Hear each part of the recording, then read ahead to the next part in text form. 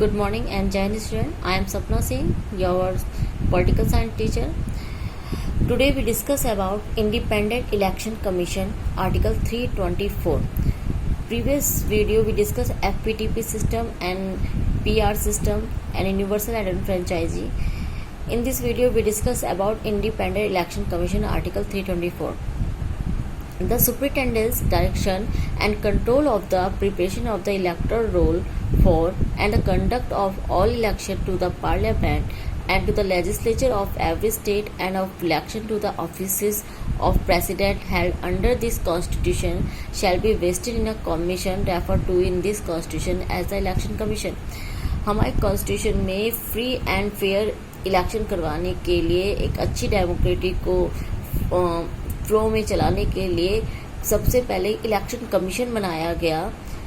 उस election commission को क्या क्या वर्क दिए गए, जितने भी पार्लियामेंट्री इलेक्शन है, विधानमंडल लेजिस्लेचर के इलेक्शन होंगे, उनकी प्रिपरेशन करना, उनको डायरेक्शन करना एंड कंट्रोल करना और इलेक्टरल रोल बनाना, प्रेसिडेंट इलेक्शन हेल्ड करवाना, ये सब वर्क इलेक्शन कमीशन का होगा। To assist the election commission of India there is a chief electoral officer in every state. इस इलेक्शन कमीशन में हर स्टेट में एक इलेक्टोरल ऑफिसर होगा। The election commission is not responsible for the conduct of local body election. The election commission of India can either be a single member और multi member body.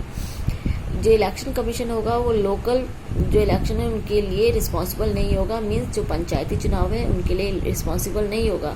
उनके लिए कौन responsible होगा? जो state level पे जो officers होंगे election commission का वो रिस्पॉन्सिबल होगा।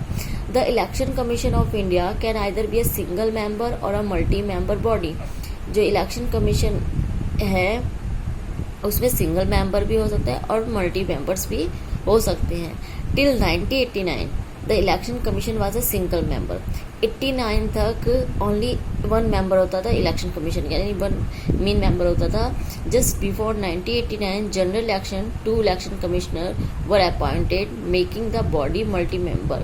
1989 से के इलेक्शन के बाद से फिर क्या 2 मेंबर पार्टी कर दी गई थी। In 1993 2 election commission were once again appointed. 1993 में फिर क्या गया, फिर से पहले फिर 1 पार्टी करी गई, 2 पार्टी, फिर 1993 के बाद फिर से 2 इलेक्शन कमीशन कर दिए गए, once again appointed and the commissioner became multi member and has remained multi member since then. और जो ये इसमें मल्टी मेंबर्स को रखा गया 1993 से।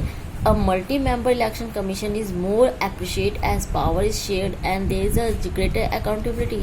और मल्टी मेंबर इलेक्शन कमीशनर का बेनिफिट ये हुआ कि पावर जो है वो शेयर हो गई, किसी भी एक पर बर्डन नहीं रहा और कोई भी अपनी पावर का मिसयूज नहीं कर सकता था।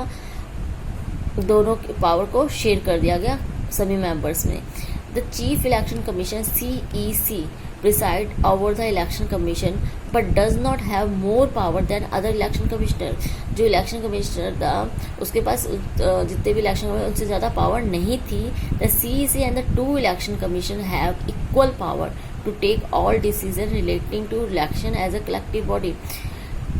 CEC के पास उतनी ही पावर थी जितने अदर इलेक्शन कमिश्नर के पास थी। जितने भी इलेक्शन रिलेटेड डिसीजन लेते थे वो उनके सेम पावर से ले सकते थे। They are appointed by the president of India on the advice of the council of minister.